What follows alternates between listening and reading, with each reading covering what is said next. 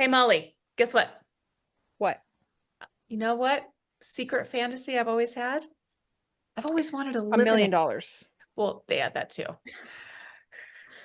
But no, my real one that we're doing for this first page Oh, critique okay. Yeah, yeah. is that I've always wanted to live in a castle. I mean, think about how cool that is. You've got like the fires in the grate and all the stone, and like you've got like the long skirts rushing throughout the reeds. And no, Doesn't work for me. doesn't But work for you. no, I just want to be warm and have electricity and indoor plumbing. Yeah, the indoor But plumbing thing. but I mean, do you want to live in a castle so much that you would risk like breaking into one? Ooh, now there's a question. And And then maybe the start of a book. perhaps the start of our book. So, welcome to the Semi Sages of the Pages with our first page critiques. My name is Teresa. And I am Molly. We use the even better if method for our critique. So, Molly, what's our even better if method? Our even better if method is we tell you the positives, we tell you what we love in your story, we make sure you know what to keep, and then we go and we tell you, we give you some suggestions of what might be even better if something or another happened. So, as always, take what you like, work with what you don't, or throw it away. These are all suggestions. It is your piece, and we're just trying to help to make your vision the best it can possibly be. Exactly. And if this sounds amazing to you and you are interested in submitting your first page, where can they go? They can go to www.semisagesofthepages.com and you'll see a big submit button for first page critiques. Click on that, and you could get your lovely story read here. Yay! All right. And as always, like and subscribe. It really does help us a great deal. We're ready to get into this one? Let's jump into it. I am assuming we have a fantasy today. We do. We do. Was it my turn to And read? go for it. The title of this piece is called The Boy from Below. Sure-footed and nimble on his feet, Thwain scaled the tower, avoiding patches of slick moss and the occasional spot of wet stone. A slip-up from this high up would surely be fatal. Not only would it kill him, there wouldn't be enough left of him to scrape off the ground. Wind howled in his ears and dried out his eyes. He may have been a handsome young man, but it was hard to tell through the amount of dirt and ashen soot on his face. He shivered against the abrasive cold. It was never this chilly in the lower cities, not when they were responsible for keeping the furnaces fed. He climbed over the top of a parapet as the sun sank beneath the horizon, painting the sky pink. Thwain had never seen the sky this color, nor had he ever seen it this close. His eyes dropped from the pearly white clouds that streaked across it and came to settle the city itself. Spires and townhouses of various heights, topped with clay tiles, stood before him. Black smoke rose from rows upon rows of smokestacks and chimneys. Water erupted from a fountain and splashed down in a pool beneath it. An unfamiliar sound broke through the noise of it, tearing his attention upward to the bird that he'd come to roost with within the doorways, gutters, and the lush foliage that formed a neat circle around the city's edge. The next sound he heard was one that he was familiar with.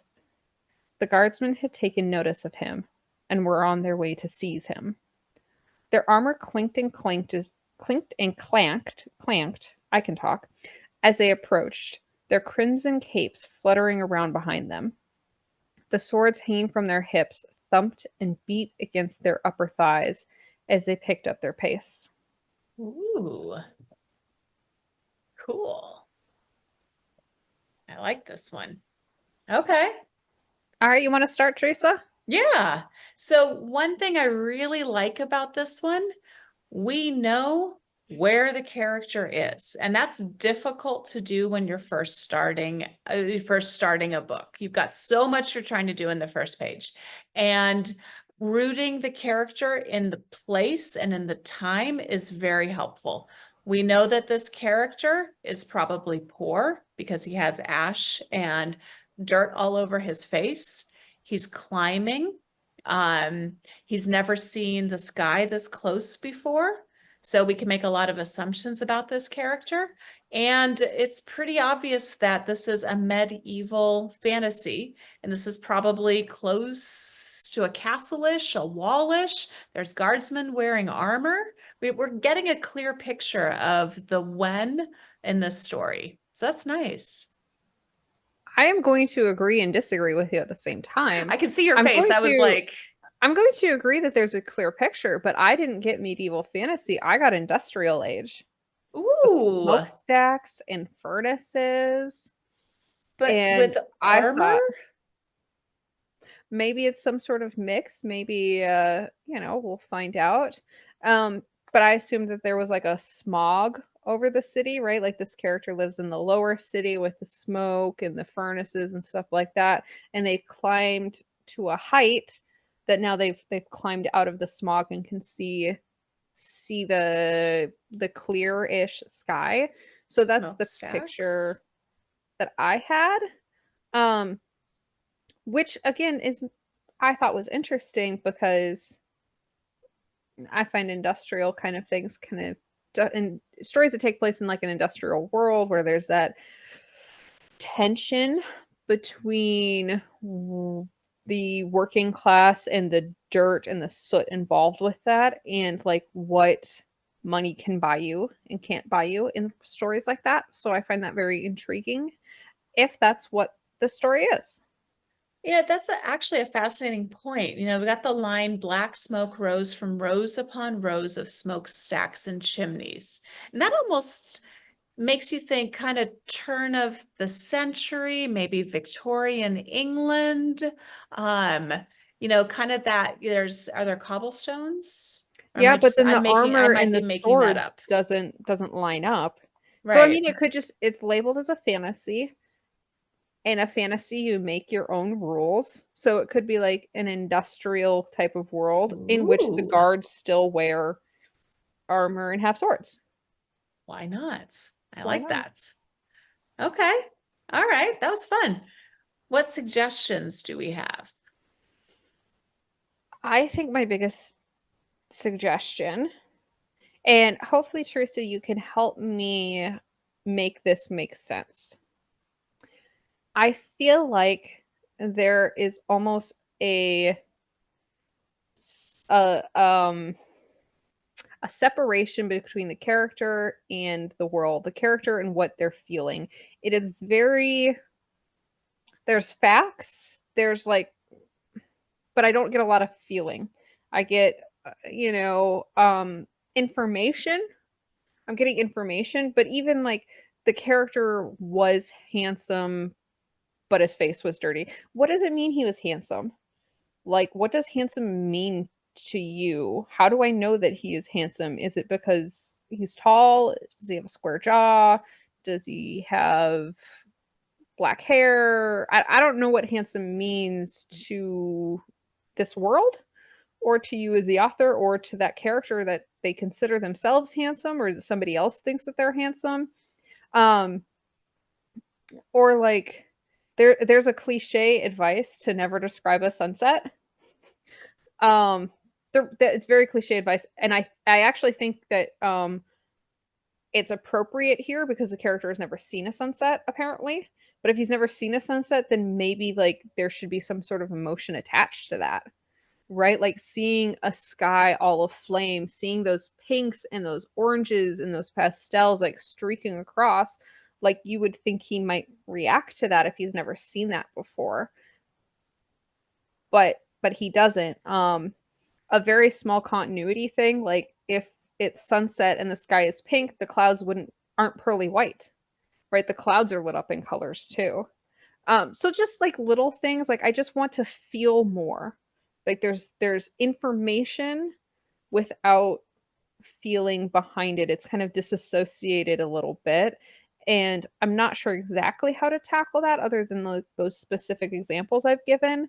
Um, the character's not really reacting to the world around them, just kind of listing some facts. Does that make sense, Teresa? Yeah, no, 100% agree. Especially early on, you have to be very careful with the descriptions that you're giving. And if you can tie it into actions and tie it into emotions so that we get a really clear idea of who this character is, super, super important early on. This is a fantasy, and fantasies tend to be very, very thick, have a lot of description in them. So further on in the story, you can get by with kind of listing out just some interesting facts about things, but early on, really, really tie it back to actions and emotions. I think that's a good one. My even better if is just going to be just some grammatical mistakes and some word choices. And you could really hear it as Molly was reading it, but here's a great example. A slip up from this high up. You're not meaning to do a rhyme there. Easy fix. Just take out the first take out the first up.